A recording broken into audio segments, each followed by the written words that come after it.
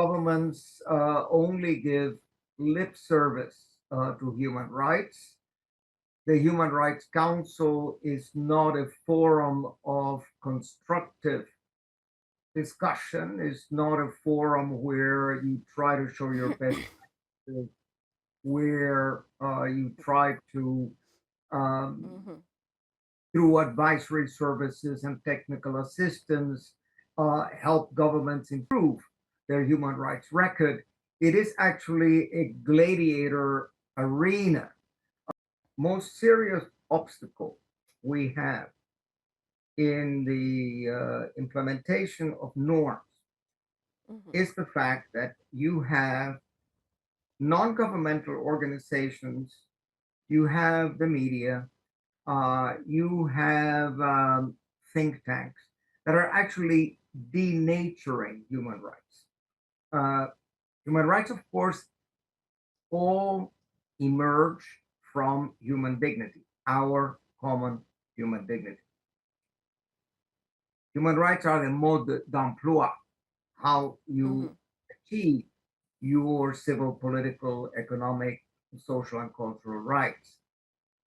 Problem being that the narrative managers in the press, and I mean uh, Reuters, the AP, the New York Times, the Mhm. Washington Post, CNN, the Frankfurter Allgemeine Zeitung, the Neue Zürcher Zeitung, they present already filtered facts. Not only do they engage Mhm. in fake news or in fake history, they engage in fake law.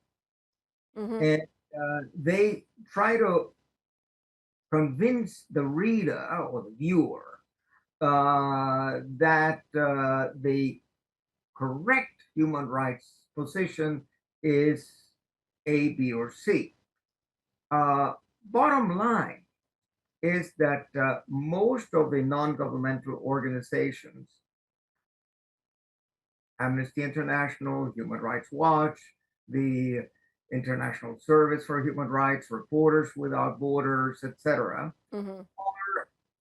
in one way or another in the service of the elites.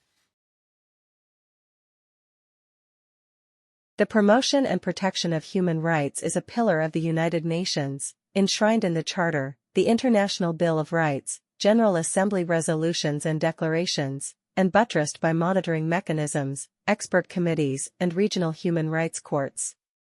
Drawing on more than 4 decades of working in the field of human rights as UN staff member, rapporteur, consultant, member of UN expert panels, professor, and NGO president, Alfred de Zayas examines how the tools of implementation of human rights serve to entrench political narratives promoted by the industry. In 2011, the UN Human Rights Council created the mandate of the independent expert on the promotion of a democratic and equitable international order.